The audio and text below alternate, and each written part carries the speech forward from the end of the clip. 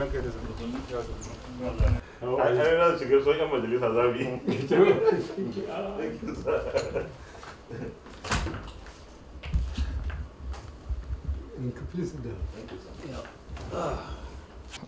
know that the country is facing very serious and deep security challenges, and I've come to meet with Mr. President to discuss with him what we have discussed in the Senate previously, that we should do whatever it takes to improve the security situation in the country.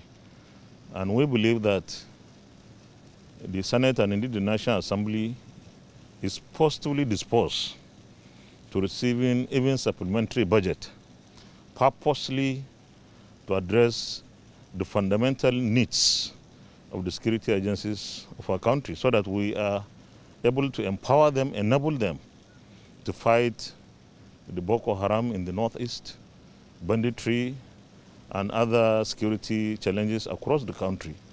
So this is one. Secondly, we also believe that in the Senate particularly, we believe that we need to provide more resources for recruitment by the security agencies.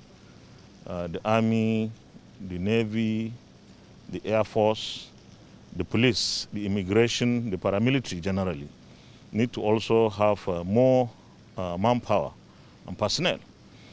And this is not something that we can get on a platter of gold. Whoever wants to make an omelette will have to break eggs.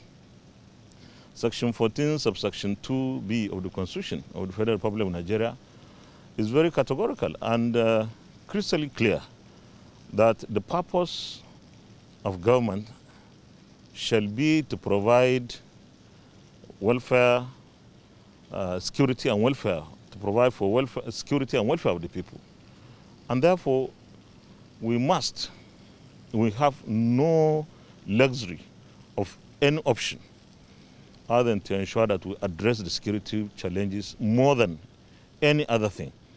We provided for 500 billion naira worth of intervention for the COVID in the revised budget. And various agencies, the CBN, NNPC and IOCs provided for palliatives and some kind of intervention for the COVID challenge. I think we must tell ourselves the truth, that the security situation today, especially in the northern part of the country, require that we even give much more resources to the security agencies. And those who are heading these agencies, especially the service chiefs, must sit up. They must sit up. In fact, we must have milestones and timelines on how we are going to deal with this. We can't just go on without any time frame for dealing with these issues. If after we provide some support and someone is found short of expectation, he should be shown out of the way if he refuses to go. Because the lives of Nigerians are so precious and therefore must be more important than any other consideration or sentiment. I believe that today the most essential thing for us in government is to address the security challenges. But I also had the opportunity to talk to my leader, the president, about the challenges in APC. I believe that we have to deal with these challenges. This is the ruling party of the Federal Republic of Nigeria, with the president in control of the National Assembly, with more governors than any other political party. The situation must not be allowed to degenerate further than it has. And I believe that we must go into our constitution, the constitution of our party, and see how we are to address this. But we must not allow the situation to continue as it is today. Because the stability of APC is the stability of Nigeria. This is the party that is running the affairs of this country.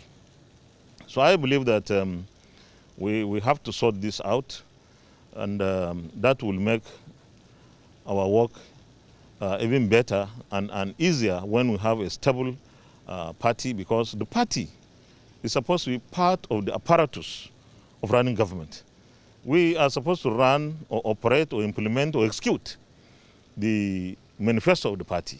And therefore the party is so key, so central, so essential to ensuring that government, whether on the executive or legislative side, continues to face those issues in the manifesto. And of course, the manifesto will be to make Nigeria better. So I had the opportunity to discuss that with Mr. President, who is the leader of the party in Nigeria. And by the grace of God, in a very few days, we will see certain actions that will be taken. And I'm praying that all our leaders in the party across the country make every possible effort to get the party reconciled.